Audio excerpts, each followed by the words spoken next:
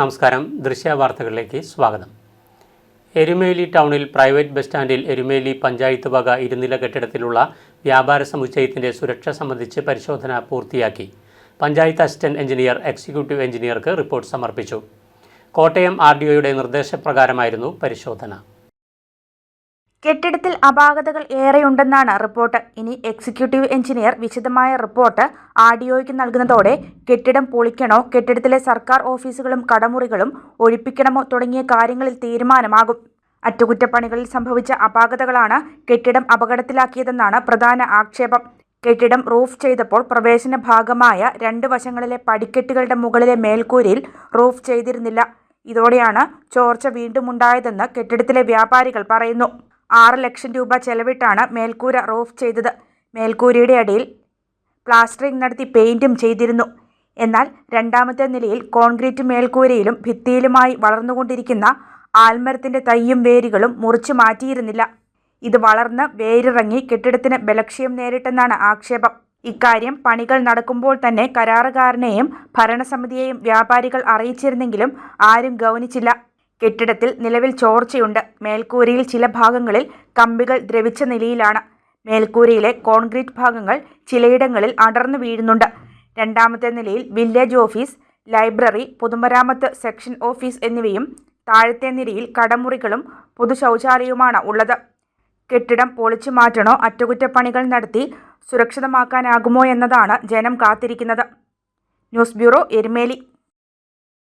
സംസ്ഥാനത്ത് വെളിച്ചെണ്ണ വില കുതിക്കുന്നു. 500 കടന്ന് വില. പകരക്കാരനെ തെരഞ്ഞ് മലയാളികൾ. സംസ്ഥാനത്ത് വെളിച്ചെണ്ണ വില ഉയരുകയാണ്. വലിയ ആശങ്കയാണ് ഇത് സൃഷ്ടിക്കുന്നത്.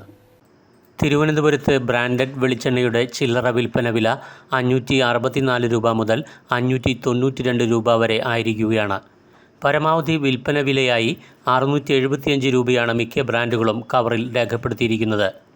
ബ്രാൻഡഡ് വെർജിൻ വെളിച്ചെണ്ണയുടെ വില 700 രൂപ മുതൽ 850 രൂപ വരെയാണ്. വെളിച്ചെണ്ണ വില ഉയർന്നപ്പോൾ മറ്റ് പാചക എണ്ണകളുടെ വിലയും അല്പം ഉയർന്നിട്ടുണ്ട്. ബ്രാൻഡഡ് റൈസ് ബ്രാൻഡ് ഓയിൽ ലിറ്ററിന് 157 മുതൽ 185 രൂപ വരെ വില ഉയർന്നു. ബ്രാൻഡഡ് സൺഫ്ലവർ ഓയിലിന് ലിറ്ററിന് 165 രൂപ മുതൽ 195 രൂപ വരെയാണ് വില. നല്ലെണ്ണയ്ക്ക് ലിറ്ററിന് 390 രൂപ മുതൽ 450 രൂപ വരെയും വിലയായി. സർക്കാർ ഇടപെടുമെന്ന മന്ത്രിമാരുടെ വാഗ്ദാനങ്ങൾക്കിടയിലും കുതിച്ചുയരുകയാണ് വെളിച്ചെണ്ണ വില.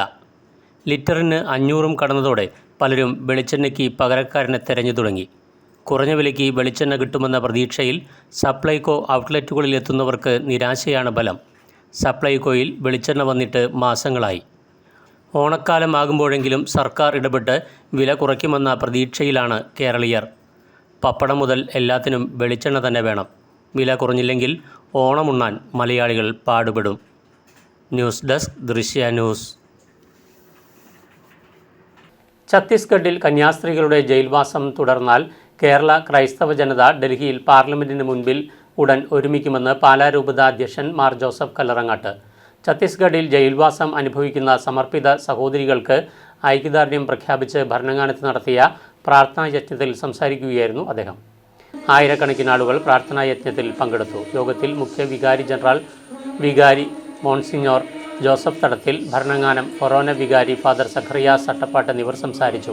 പാലാ രൂപത മുൻ അധ്യക്ഷൻ ബിഷപ്പ് ജോസഫ് പള്ളിക്കാപ്പറമ്പിൽ, ഷംസാബാദ് ബിഷപ്പ് ജോസഫ് കൊല്ലംപറമ്പിൽ, വികാരി ജനറൽമാരായ monsignor Joseph മാലെപ്പറമ്പിൽ, monsignor Sebastian വേത്താനത്ത്, monsignor Joseph Kaniyodickal, Alphonsa തീർത്ഥാടന റെക്ടർ ഫാദർ അബ്രഹാം പാലക്കപ്പറമ്പിൽ, വിവിധ ഫൊറോന വികാരിമാർ, രൂപതയിലെ വിവിധ സംഘടനാ ഭാരവാഹികൾ ഐക്യദാർഢ്യ സമ്മേളനത്തിന് നേതൃത്വം നൽകി. രൂപതയിലെ 170 ഇടവകകളിൽ നിന്നുള്ള പ്രതിനിധികൾ, വികാരിമാർ, വിവിധ സന്യാസ സമൂഹങ്ങളിൽ നിന്നുള്ളവരും സമർപ്പിതരും പ്രാർത്ഥനയിൽ പങ്കെടുത്തു. സ്വർഗത്തിൽ വന്നു ചേരുവാൻ കൃപ ചെയ്യണമേ. സ്വർഗ്ഗസ്ഥനായ ഞങ്ങളുടെ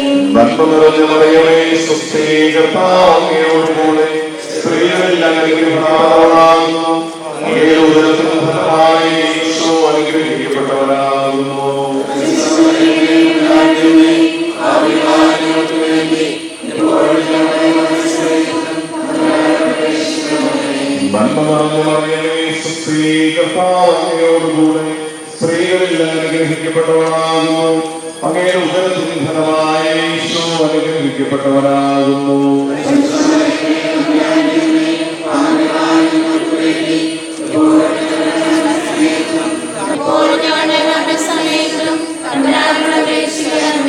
നന്മ നിറഞ്ഞ മറിയമേ, സുസ്ഥി, കർത്താവ് അങ്ങയോടുകൂടെ സ്ത്രീകളിൽ അനുഗ്രഹിക്കപ്പെട്ടവളാകുന്നു. അങ്ങയുടെ ഉദരത്തിൻ ഫലമായി ഈശോ അനുഗ്രഹിക്കപ്പെട്ടവനാകുന്നു.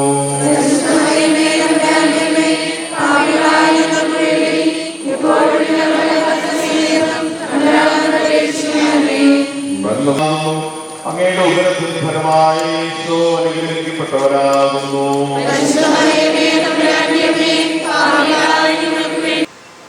ഭരണഘടനയിലെ മൗലിക അവകാശങ്ങൾ ഒരു ഭരണകൂടത്തെ കൂടെ കൂടെ ഓർമ്മപ്പെടുത്തേണ്ടി വരുന്നത് പൗരന്മാരുടെ ദൗർഭാഗ്യമാണ്. എത്രയോ തവണ നമ്മുടെ ഭരണഘടന കീറി മുറിക്കപ്പെട്ടു. ഇത്രമാത്രം സർജറികൾക്ക് വിധേയമായ ഒരു ഭരണഘടന കാണുകയില്ല. അതതിൻ്റെ യുണീക്ക്നെസ് കൊണ്ടാണ്. വിട്ടുകളയാൻ പാടില്ലാത്ത മൂല്യങ്ങളെ അത് സംഭരിച്ച് വയ്ക്കുന്നത് കൊണ്ടാണ്. ആർട്ടിക്കിൾ 25 നൽകുന്ന മതസ്വാതന്ത്ര്യം ഇന്ത്യൻ സെക്യുലറിസത്തിന്റെ ആണിക്കല്ലാണ്. ഇന്ത്യൻ സെക്യുലറിസം കോൺസ്റ്റിറ്റ്യൂഷണൽ സെക്യുലറിസമാണ്. അതൊരു പൊളിറ്റിക്കൽ അറേഞ്ച്മെന്റാണ്. അതിലെല്ലാ മതവിഭാഗങ്ങളും എല്ലാ ഭാഷാ വിഭാഗങ്ങളും ഉൾച്ചേർത്ത് വെച്ചിട്ടുണ്ട്. Constitution guarantees the fundamental right to freedom of religion. It encompasses various aspects related to freedom to profess, practice and to propagate faith and religion. നമുക്ക് നല്ല നിശ്ചയമുണ്ട് എല്ലാവർക്കും. സഭ നേരിട്ട് കക്ഷി രാഷ്ട്രീയത്തിൽ, പാർട്ടി പൊളിറ്റിക്സിൽ ഒരിക്കലും ഇടപെടുന്നില്ല. എന്നാൽ സഭയ്ക്ക് വ്യക്തമായ രാഷ്ട്രീയ നിലപാടുകളുണ്ട്. രാഷ്ട്രീയക്കാരാകാതെ രാഷ്ട്രീയക്കാരെയും രാഷ്ട്രത്തെയും പഠിപ്പിക്കാനുള്ള ധാർമ്മികമായ ഉത്തരവാദിത്വമാണ് നമുക്ക് ഉള്ളത്. ഇന്ത്യ എന്ന ഒരു വലിയ സാമ്രാജ്യത്തിൻ്റെ അടിസ്ഥാന നിലപാട് വ്യക്തമാക്കാൻ നമ്മൾ ആഗ്രഹിക്കുന്നത് കൊണ്ടാണ് രാഷ്ട്രീയത്തെ നമ്മൾ ഇതുപോലെ കാണുന്നത്. മതസ്വാതന്ത്ര്യം തടയുന്നത് പെട്രോൾ ടാങ്കിന്റെ മുമ്പിൽ നിന്ന് തീപ്പെട്ടി ഉരയ്ക്കുന്നത് പോലെ അപകടകരമാണ്.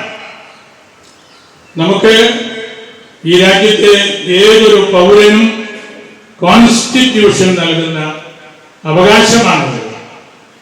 ഒരു തീവ്രവാദ സ്വഭാവത്തിനും കീഴ്പ്പെടാനായിട്ട് നമുക്ക് സാധ്യമല്ല. ഇന്ത്യ, ഭാരതം എന്ന ആശയത്തെയും ഇന്ത്യ എന്ന ആഴത്തെയും നമ്മൾ നല്ലവണ്ണം പഠിക്കുന്നവരാണ്. ഈ രാജ്യത്തിൻ്റെ സംസ്കൃതിയിൽ ഏറ്റവും നല്ല സംഭാവന നൽകുന്ന ആളുകളാണ് ഈശോയുടെ പേരിൽ അറിയപ്പെടുന്ന എല്ലാവരും.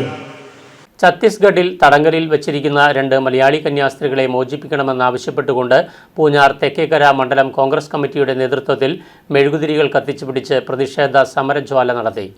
കേരളത്തിൽ ക്രിസ്ത്യൻ സ്നേഹം കപടമായി പ്രകടിപ്പിച്ചുകൊണ്ട് കിരീടവും കേക്കുമായി നടക്കുന്ന BJP വടക്കേ ഇന്ത്യൻ സംസ്ഥാനങ്ങളിൽ ക്രിസ്ത്യൻ സമൂഹത്തിനും മറ്റ് ന്യൂനപക്ഷ വിഭാഗങ്ങൾക്കും പീഡിപ്പിക്കുകയും ജയിലിൽ ഇടുകയുമാണെന്ന് പ്രതിഷേധ ജ്വാല ഉദ്ഘാടനം ചെയ്തുകൊണ്ട് മുല്ലപ്പെരിയാർ സംരക്ഷണ സമിതി രക്ഷാധികാരി ഫാദർ ജോയ് നിരപ്പേൽ CMI പറഞ്ഞു. മണ്ഡലം Congress committee president Roji Thomas Muthiranthikkal അധ്യക്ഷത വഹിച്ചു. KCBC മദ്യവിരുദ്ധ കമ്മീഷൻ ചെയർമാൻ പ്രസാദ് കുരുവിള, ജോർജ് സെബാസ്റ്റ്യൻ, അജിത് കുമാർ നെല്ലിക്കച്ചാലിൽ, ടോമി മാടപ്പള്ളി, അപ്പച്ചൻ മുശാരിപ്പറമ്പിൽ, സതീഷ് വള്ളിയിൽ തുടങ്ങിയവർ പങ്കെടുത്ത് സംസാരിച്ചു. ബജറംഗദൾ പ്രവർത്തകരെ വരുത്തി ഇവരെ ചോദ്യം ചെയ്യുകയാണ്. ഉടനെ പോലീസ് എത്തി ഈ സിസ്റ്റേഴ്സിനെ യാതൊരു കാരണവും കൂടാതെ അറസ്റ്റ് ചെയ്യുകയാണ്. തീർത്തും വേദനാജനകമായ ഒരു അവസ്ഥയാണ്. ഭരണഘടനയില് മാറ്റം വേണമെന്ന് RSS വാദിക്കുന്നത് ഈ അവസരത്തില് നാം വളരെ ഗൗരവത്തോടെ കാണേണ്ടിയിരിക്കുന്നു. സോഷ്യലിസം, മതേതരത്വം എന്നിവ ഒഴിവാക്കണമെന്ന് അവര് ആവശ്യപ്പെടുന്നു. ഛത്തീസ്ഗഡ് പോലെയുള്ള സംഭവങ്ങളും ഇതുപോലെയുള്ള പ്രസ്താവനകളും നമ്മുടെ രാജ്യത്തിന്റെ അവസ്ഥ അപകടത്തിലാകുമെന്ന് ചിന്തിക്കേണ്ടിയിരിക്കുന്നു. ഇത് രണ്ടും കൂടി വായിക്കുമ്പോൾ ഇവരുടെ ഉള്ളിലിരിപ്പ് എന്താണെന്ന് നമുക്ക് തീർച്ചയായിട്ടും ബോധ്യമാകും. ഏത് മതത്തിൽ വിശ്വസിക്കാനും അത് പ്രചരിപ്പിക്കാനും ഉള്ള സ്വാതന്ത്ര്യം നമ്മുടെ ഭരണഘടന നമുക്ക് തരുന്നുണ്ട്. അത് നമ്മുടെ മൗലിക അവകാശമാണ്, ഫണ്ടമെന്റൽ റൈറ്റാണ്. അത് തടയാന് ആർക്കും സാധ്യമല്ല. ഇന്ത്യൻ ഭരണഘടന ആർട്ടിക്കിൾ 18 25 മുതൽ 28 വരെയും നമുക്കറിയാം സ്വാതന്ത്ര്യത്തെ കുറിച്ച് എത്രനായിട്ട് പ്രതിപാദിക്കുന്നു. ഈ സിസ്റ്റേഴ്സിന്റെ അകത്ത് എന്തുകൊണ്ട് നടന്നു? ഇത് അനീതിയാണ്.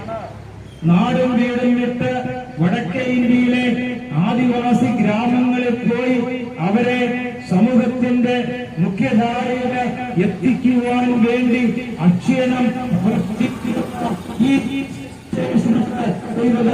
അനീതിയാണ്. അവര് ഈ പാവപ്പെട്ട ആദിവാസികൾക്ക് വേണ്ടി നിസ്വാർത്ഥമായി സേവനം ചെയ്യുകയാണ്. ഛത്തീസ്ഗഡിൽ മലയാളികളായ 2 കന്യാസ്ത്രീകളെ അറസ്റ്റ് ചെയ്ത് ജയിലിൽ അടയ്ക്കുകയും 6 ദിവസമായിട്ടും മജിസ്ട്രേറ്റ് കോടതിയിലും സെക്ഷൻ കോടതിയിലും ജാമ്യം നിഷേധിക്കുകയും ചെയ്തതിൽ തലയോലപ്പറമ്പിൽ പ്രതിഷേധം.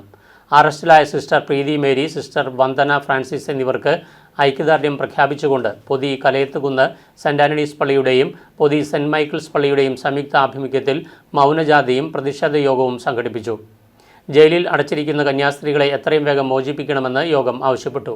യോഗത്തിൽ സെന്റ് ആന്റണീസ് പള്ളി വികാരി father Paul Kottakkal, saint Michael's പള്ളി പ്രതിനിധി പീറ്റർ തറപ്പേൽ എന്നിവർ പ്രസംഗിച്ചു. AK George Arakkal, AU Tommy Arakkal തുടങ്ങിയവരും നൂറുകണക്കിന് ആളുകളും പങ്കെടുത്തു.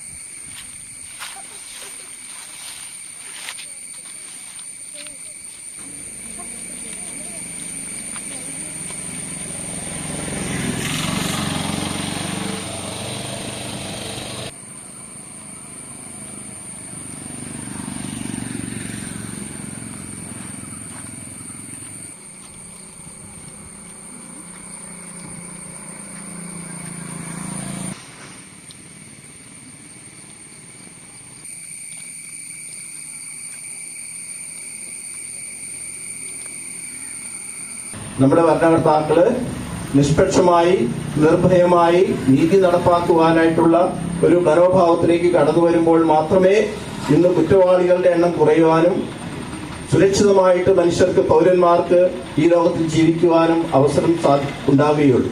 അങ്ങനെയുള്ള സംവിധാനം നമ്മുടെ രാജ്യത്ത് ഉണ്ടാകുവാനായിട്ട് ഭരണകർത്താക്കൾ പ്രത്യേകമായിട്ട് ശ്രദ്ധിക്കേണ്ടത് ഏറ്റവും അത്യാവശ്യമായ കാര്യമാണ്. ഈ അവസരത്തിൽ ഒരു കാര്യം മാത്രമേ എനിക്ക് പറയാനുള്ളൂ. കുറ്റവാളികളല്ല എന്ന് സമൂഹം മുഴുവൻ പറയുന്ന ഈ സിസ്റ്റേഴ്സിന് നീതി ലഭിക്കണം. അതുപോലെ തന്നെ മിഷൻ മേഖലയിൽ പ്രവർത്തിക്കുന്ന എല്ലാവർക്കും സുരക്ഷിതത്വം ഉണ്ടാകണം. അവർക്ക് നീതി ലഭിക്കുവാനും അവരെ കുറ്റവിമുക്തരായിട്ട് അവരെ കർമ്മരംഗങ്ങളിലേക്ക് തിരിച്ചു പോകുവാനുള്ള അവസരം ഏറ്റവും വേഗത്തിൽ ഉണ്ടാകണമെന്ന് ഈ സമൂഹത്തിന്റെ പേരിൽ ഇവിടുത്തെ എല്ലാ ഭരണകർത്താക്കളോടും നിയമ സംവിധാനങ്ങളോടും ആവശ്യപ്പെട്ടുകൊണ്ട് നിങ്ങളുടെ എല്ലാവരുടെയും സഹകരണവും പ്രോത്സാഹനവും ഈ കാര്യത്തിൽ ഉണ്ടാകണമെന്ന് അഭ്യർത്ഥിച്ചുകൊണ്ടും കടുത്തുരുത്തി ടൗൺ റോട്ടറി ക്ലബിൻ്റെ നേതൃത്വത്തിൽ വെള്ളൂർ ഭവൻസ് ന്യൂസ് പ്രിന്റ് വിദ്യാലയത്തിൽ ലഹരി ഉപയോഗവും അതിൻ്റെ അനന്തരഫലവും എന്ന വിഷയത്തിൽ ബോധവൽക്കരണ ക്ലാസ് നയിച്ചു. റോട്ടറി പ്രസിഡന്റ് ജോർജ് ജി മുരിക്കൻ്റെ അധ്യക്ഷതയിൽ കോട്ടയം ജില്ലാ legal cell sub inspector MS Gopakumar, school principal Sreedevi A, assistant governor doctor Binu C Nair, secretary advocate Jose Joseph, Thomas Kuzhiveli തുടങ്ങിയവർ സംസാരിച്ചു. തുടർന്ന് ക്യാമ്പ് അവലോകനവും സംശയ നിവാരണവും നടന്നു. റോട്ടേറിയന്മാരായ ബേബി MU, ജോയ് മാത്യു, ജോമൻ ജോസഫ് എന്നിവർ നേതൃത്വം നൽകി.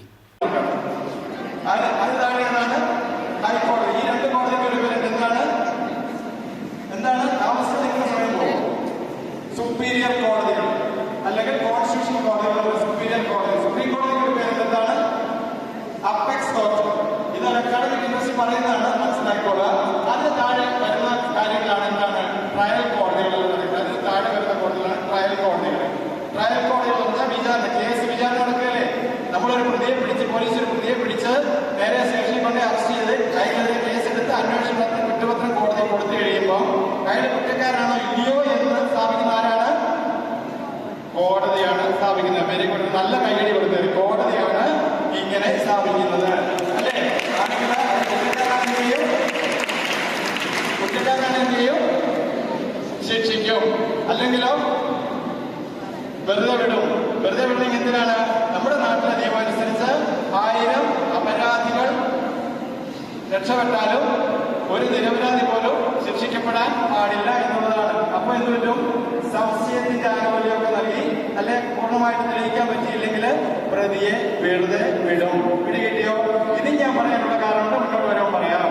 തടഞ്ഞു നിർത്താൻ കൈകൾ പൊക്കിയ ഒരേ ഒരു പ്രസ്ഥാനമാണ് റോട്ടറി. നിങ്ങളിവിടെ ചിരിക്കുന്നുണ്ട്, പലപ്പോഴും ചിരിക്കുന്നത് ഒരു പക്ഷേ റോട്ടറിയുടെ സഹായത്താണോ അല്ല റോട്ടറിയുടെ ഒരു കാര്യങ്ങളുണ്ടായിരുന്നു. കാരണം ഇപ്പൊ പോളിയോ എന്നുള്ളത് നമ്മുടെ രാജ്യത്തെ ഇല്ലാതായിരിക്കുകയാണ്. അപ്പൊ അതിന്റെ ഭാഗത്തോട് പ്രവർത്തിച്ചത് റോട്ടറി എന്ന വലിയൊരു പ്രസ്ഥാനമാണ്. അതിന്റെ വായിക്കുന്നതിലൂടെ ഓരോ വ്യക്തിയും ആർജിക്കുന്ന ഉൾക്കരുത്ത് മുന്നോട്ടുള്ള ചുവടുകൾക്ക് വ്യക്തത പകരുമെന്ന് സാഹിത്യകാരൻ ബെന്യാമിൻ. നവീകരിച്ച കറുകച്ചാൽ പഞ്ചായത്ത് പബ്ലിക് ലൈബ്രറി ഉദ്ഘാടനം ചെയ്ത് സംസാരിക്കുകയായിരുന്നു അദ്ദേഹം. ജീവിതത്തിൽ ചില ബോധ്യങ്ങൾ ഉണ്ടാകുവാൻ വായന നല്ലതാണെന്നും ബെന്യാമിൻ പറഞ്ഞു. ആധുനിക കാലത്ത് ഡിജിറ്റൽ പ്രചാരവും ഇന്റർനെറ്റിന്റെ വളർച്ചയും വലിയ തോതിൽ ഗ്രന്ഥശാലകളുടെ പരമ്പരാഗത മുഖമാറ്റം സൃഷ്ടിച്ചിരിക്കുന്നുവെങ്കിലും അതിന്റെ തനതു പ്രാധാന്യം ഇന്നും നിലനിൽക്കുകയാണെന്നും ബെന്യാമിൻ പറഞ്ഞു. വായനയോടുള്ള വിമുഖത സാമൂഹ്യ തിന്മകൾ കൂടി വരാൻ കാരണമായി. ജീവിതം ഭാവനാസമ്പന്നമാകാനും ഏകാഗ്രത വർദ്ധിപ്പിക്കാനും പുതിയ സ്വപ്നങ്ങൾ കാണാനുമായി വിദ്യാർത്ഥികൾ ഒരു ദിവസം അരമണിക്കൂറെങ്കിലും വായനയ്ക്കായി നീക്കിവെക്കണം. ജീവിതത്തിൽ ചില ബോധ്യങ്ങൾ ഉണ്ടാകാൻ വായന നല്ലതാണെന്നും ബെന്യാമിൻ പറഞ്ഞു. അനുദിനം ആത്മഹത്യയുടെ വാർത്തകൾ നമ്മൾ കേൾക്കുകയാണ്. പ്രത്യേകിച്ച് കുടുംബത്തിലെ സ്ത്രീകളുടെ കുഞ്ഞുങ്ങളെയും കൂട്ടിക്കൊണ്ട് ഇറങ്ങിപ്പോകുന്ന ആത്മഹത്യകളുടെ വാർത്തകൾ നമ്മൾ കേൾക്കുകയാണ്. ഭർത്താവ് ഭാര്യയെ വെട്ടിക്കൊല്ലുന്നതിൻ്റെ വാർത്ത കേൾക്കുന്നു. കാമുകൻ കാമുകിയെ വിഷം കൊടുത്തിട്ടോ പെട്രോൾ ഒഴിച്ചോ കത്തിയോ കൊണ്ടോ കുത്തിക്കൊല്ലുന്നതിൻ്റെ വാർത്തകൾ കേൾക്കുന്നു. കാമുകി തിരിച്ച് വിഷം കൊടുത്ത് കൊല്ലുന്നു. അത്തരത്തിലൊക്കെ ഒരു വലിയ അരാജക സമൂഹമായി കൂടി നമ്മൾ മാറുന്നുണ്ട് എന്ന് നമ്മൾ തിരിച്ചറിയേണ്ടതുണ്ട്. അപ്പോഴാണ് യഥാർത്ഥത്തിൽ ഈ വായന എന്തെങ്കിലും തരത്തിലുള്ള ഗുണം നമ്മുടെ സമൂഹത്തിൽ ഉണ്ടാക്കിയിട്ടുണ്ടോ എന്ന ഒരാലോചന നമ്മുടെ മുമ്പിൽ ഉണ്ടാവുകയും പുതിയ ഏതുതരം വായനകളാണ് നമുക്കുണ്ടാവേണ്ടത് എന്ന ഒരാലോചന ഉണ്ടാവേണ്ടതും എന്ന് എനിക്ക് തോന്നുകയാണ്. നമ്മുടെ ഈ കുട്ടികളുടെ ശിരസിൽ ഏൽപ്പിച്ചു വച്ചിരിക്കുന്ന ഈ വിജയം മാത്രം എന്ന് പറയുന്ന സാധനം വലിയ അപകടമാണ് എന്നുള്ളതാണ്. പക്ഷേ നിങ്ങൾ ഒരു പുസ്തകത്തിലൂടെ കടന്നു പോകുമ്പോൾ, ആത്മകഥയിലൂടെ പോകുമ്പോൾ, ചരിത്രത്തിലൂടെ കടന്നു പോകുമ്പോൾ ഇത്തരത്തിൽ ജീവിതത്തെ പലതരത്തിൽ പരാജയങ്ങളെ നേരിട്ട മനുഷ്യരുടെ കഥകൾ ഇവർ വായിക്കുകയും അതിനെ അതിജീവിച്ചതിൻ്റെ ചരിത്രം അവർ മനസ്സിലാക്കുകയും അവർ അറിഞ്ഞോ അറിയാതെയോ തങ്ങളുടെ ജീവിതത്തിനുള്ളിൽ വലിയൊരു ഊർജം സംഭരിക്കുകയുമാണ് ചെയ്യുന്നത്. ഗ്രാമപഞ്ചായത്ത് പ്രസിഡന്റ് ശ്രീജിഷ കിരൺ ചടങ്ങിൽ അധ്യക്ഷയായിരുന്നു. Government chief whip doctor N. Jayaraj സമ്മേളനം ഉദ്ഘാടനം ചെയ്തു. PN പണിക്കരുടെ ഛായാചിത്ര അനാച്ഛാദനം ഗ്രാമപഞ്ചായത്ത് വൈസ് പ്രസിഡന്റ് B. ബിജുകുമാർ നിർവഹിച്ചു. PS സീമ റിപ്പോർട്ട് അവതരിപ്പിച്ചു. Library president KP Balagopalan Nair, Vazhoor block panchayat standing committee chairperson Latha Shajan, ഗ്രാമപഞ്ചായത്ത് അംഗങ്ങളായ സജി നീലത്തുമുക്കിൽ, ഷീല പ്രസാദ്, ഗീതാമണി രാജേന്ദ്രൻ, രാജൻ തോമസ്, N. ജയപ്രകാശ്, ഗ്രാമപഞ്ചായത്ത് സെക്രട്ടറി TS മുഹമ്മദ് റക്കീബ് എന്നിവർ പ്രസംഗിച്ചു. 15 ലക്ഷം രൂപയോളം ചെലവഴിച്ചാണ് ഡിജിറ്റൽ സൗകര്യങ്ങളോടെ ലൈബ്രറി നവീകരിച്ചത്. 1942 പീപ്പിൾസ് ലൈബ്രറി എന്ന പേരിൽ കറുകച്ചാലിൽ സ്ഥാപിതമായ ലൈബ്രറിയാണ് കാലാന്തരത്തിൽ പഞ്ചായത്ത് ഏറ്റെടുത്ത് കറുകച്ചാൽ പഞ്ചായത്ത് പബ്ലിക് ലൈബ്രറിയായി പ്രവർത്തിച്ചു വരുന്നത്. 83 വർഷത്തെ ചരിത്രവും പാരമ്പര്യവുമുള്ള കറുകച്ചാൽ പഞ്ചായത്ത് പബ്ലിക് ലൈബ്രറി പുസ്തക സമൃദ്ധി കൊണ്ടും പ്രവർത്തന മികവ് കൊണ്ടും ലൈബ്രറി കൗൺസിലിൽ നിന്നും എ ഗ്രേഡ് നേടിയിട്ടുള്ള അവസ്ഥ തുടരുമ്പോഴാണ് അഭികാമ്യങ്ങളായ ഈ വികസന നേട്ടങ്ങൾ കൂടി ലൈബ്രറിക്ക് കൈവന്നിരിക്കുന്നത്. News bureau, Changanassery. മുൻ മുഖ്യമന്ത്രി ഉമ്മൻചാണ്ടിയുടെ 2ാം ചരമവാർഷിക ദിനാചരണത്തിൻ്റെ ഭാഗമായി ചങ്ങനാശ്ശേരി ഈസ്റ്റ് ബ്ലോക്ക് കോൺഗ്രസ് കമ്മിറ്റിയുടെ നേതൃത്വത്തിൽ ഉമ്മൻചാണ്ടി സ്മൃതി സംഗമം നടത്തി. KPCC രാഷ്ട്രീയകാര്യ സമിതി അംഗം KC ജോസഫ് അനുസ്മരണ പരിപാടി ഉദ്ഘാടനം ചെയ്തു. ഉമ്മൻചാണ്ടി ജനമനസ്സുകളിൽ കാരുണ്യത്തിൻ്റെ മുഖമായിരുന്നുവെന്ന് അദ്ദേഹം പറഞ്ഞു. ബ്ലോക്ക് പ്രസിഡന്റ് KA ജോസഫ് അധ്യക്ഷത വഹിച്ചു.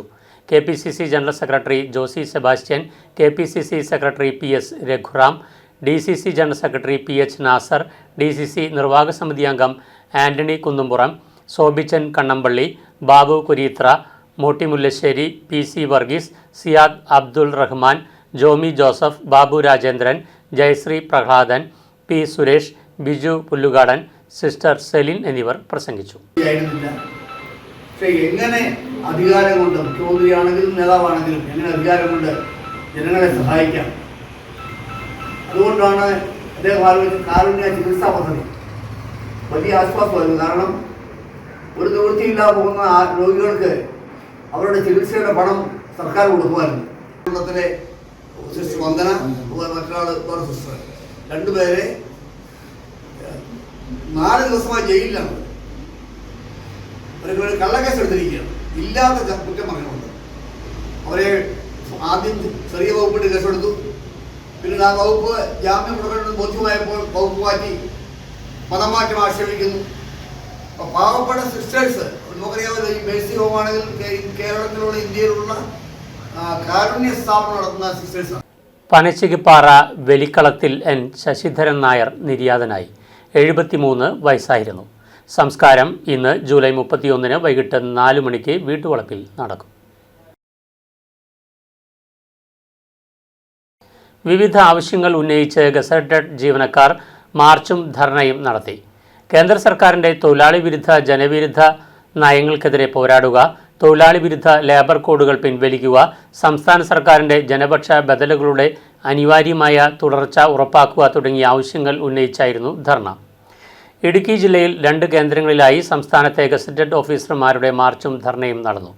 രാജ്യവിരുദ്ധവുമായ നയങ്ങൾക്കെതിരെ കേരള ഗസറ്റഡ് ഓഫീസേഴ്സ് അസോസിയേഷൻ KGOയെ നേതൃത്വത്തിൽ സംഘടിപ്പിച്ചിരിക്കുന്ന ഗസറ്റഡ് ഓഫീസർമാരുടെ തൊടുപുഴയിൽ മിനി സിവിൽ സ്റ്റേഷനിൽ നിന്നും ആരംഭിച്ച മാർച്ചിന് സംസ്ഥാന സെക്രട്ടേറിയറ്റ് അംഗം J ജോസഫൈൻ, ജില്ലാ പ്രസിഡന്റ് ബിജു സെബാസ്റ്റ്യൻ, ജില്ലാ vice president Sainimol Joseph, joint secretary Shelly James എന്നിവർ നേതൃത്വം നൽകി. തുടർന്ന് നടന്ന ധർണ സംസ്ഥാന സെക്രട്ടേറിയറ്റ് അംഗം J ജോസഫൈൻ ഉദ്ഘാടനം ചെയ്തു. ബിജു സെബാസ്റ്റ്യൻ അധ്യക്ഷത വഹിച്ചു. FSCTO ജില്ലാ secretary G Rajeev, Shelly James, Sooraj VS എന്നിവർ സംസാരിച്ചു. ചെറുതോണിയിലെ മാർച്ചിന് സംസ്ഥാന കമ്മിറ്റി അംഗം മുഹമ്മദ് ഷെരീഫ്, ജില്ലാ സെക്രട്ടറി അബ്ദുൾ സമദ്, സംസ്ഥാന കമ്മിറ്റി അംഗം വിശാഖ് PS, ജില്ലാ ജോയിന്റ് കൺവീനർ സതീഷ് കുമാർ, സബൂറ ബീവി എന്നിവർ നേതൃത്വം നൽകി. തുടർന്ന് നടന്ന ധർണ സംസ്ഥാന കമ്മിറ്റി അംഗം മുഹമ്മദ് ഷെരീഫ് ഉദ്ഘാടനം ചെയ്തു. പോയി കണ്ട് തൊട്ട് തലോടിയൊക്കെ അദ്ദേഹം പോയി. ഹെലികോപ്റ്ററിൽ വന്നിറങ്ങി എല്ലാ മാധ്യമങ്ങളും അത് കവർ ചെയ്തു. പ്രധാനമന്ത്രി വന്നു, ഇപ്പോൾ വലിയൊരു പാക്കേജ് തരും എന്നൊക്കെ പറഞ്ഞ് നമ്മളും പ്രതീക്ഷിച്ചു. എന്തായാലും പ്രധാനമന്ത്രി വന്നതല്ലേ, അദ്ദേഹം അവരെയൊക്കെ കണ്ട് എല്ലാം ശരിയാക്കി തരാമെന്നും പറഞ്ഞ് പോയി. പക്ഷേ എന്താണ് ശരിയായതെന്നുള്ളത്, എന്താണ് ഈ ഗവൺമെന്റിന്, കേന്ദ്ര ഗവൺമെന്റിന്റെ സംഭാവന എന്നുള്ളത്, മുണ്ടക്കൈ ചൂരൽമല പ്രദേശത്തുണ്ടായ ദുരന്തത്തിൽ എന്താണ് കേന്ദ്ര ഗവൺമെന്റിന്റെ സംഭാവന എന്നുള്ളത് നമ്മൾ പരിശോധിച്ച് പോകേണ്ടത് തന്നെയുണ്ട്. നമ്മുടെ ഫെഡറലിസം, ഇവിടെ ഒരു മുദ്രാവാക്യമാണ് ഫെഡറലിസം സംരക്ഷിക്കുക എന്നുള്ളത്. ഈ ഫെഡറലിസത്തിന് എന്താണ് സംഭവിച്ചതെന്നുള്ളത് ചിന്തിക്കാനുള്ളൊരു അവസരം കൂടിയാണത്. എല്ലാ സംസ്ഥാനങ്ങളെയും ഒരേ കണ്ണോടുകൂടി, സമതയോടുകൂടി അല്ലെങ്കിൽ തുല്യതയോടുകൂടി കാണേണ്ട ഒരു കേന്ദ്ര ഗവൺമെന്റ് എങ്ങനെയാണ് കേരളത്തിലെ ദുരന്തത്തെ അഭിസംബോധന ചെയ്തതെന്നുള്ളത്. കേരളത്തെ മാത്രമല്ല, BJP ഇതര ഗവൺമെന്റുകളുള്ള മുഴുവൻ സംസ്ഥാനങ്ങളോടും കേന്ദ്രം സ്വീകരിക്കുന്ന ഈ ചിട്ടമായ അത് കേരളത്തെ എന്നപോലെ തന്നെ മറ്റ് സംസ്ഥാനങ്ങളെയും വളരെയധികം ബുദ്ധിമുട്ടിലാകുന്നുണ്ട്. നമ്മുടെ വികസന പ്രവർത്തനങ്ങളടക്കം നടത്തുന്നതിന് പണം കണ്ടെത്തുക എന്നത് നമ്മൾ തന്നെ കണ്ടെത്തേണ്ട ഒരു സാഹചര്യമുണ്ട്. കേരളത്തിൽ നിന്ന് ഏതാണ്ട് 96,000 കോടിയോളം രൂപ പ്രതിവർഷം ടാക്സ് ഇനത്തിൽ പിരിച്ചു. സിവിൽ സർവീസിനെ സ്വതന്ത്ര ഇന്ത്യയുടെ ചരിത്രത്തിൽ സമാനതകളില്ലാതെ വെല്ലുവിളികൾ നേരിടുന്ന ഈ കേരളം ഇന്ത്യയിൽ കരുത്തുറ്റതും വിപുലീകരിച്ചതുമായ സിവിൽ സർവീസിൻ്റെ നേതൃത്വത്തിൽ വികസന ക്ഷേമങ്ങളിൽ കുതിക്കുകയാണ്. പഴയ അടിമത്ത വ്യവസ്ഥയ്ക്ക് സമാനമായ സാഹചര്യത്തിലേക്ക് തൊഴിലാളികളെ തള്ളിയിടുകയാണ് കേന്ദ്ര സർക്കാർ ചെയ്തുകൊണ്ടിരിക്കുന്നത്. കേന്ദ്ര നയങ്ങൾ രാജ്യത്തെ തൊഴിലാളികളിൽ അസമത്വവും രൂക്ഷമാക്കുകയും തൊഴിലില്ലായ്മയെ സൃഷ്ടിച്ചുകൊണ്ടിരിക്കുകയാണ്. 4 ലേബർ കോഡുകൾ വാർത്തകൾ കഴിഞ്ഞു. നമസ്കാരം.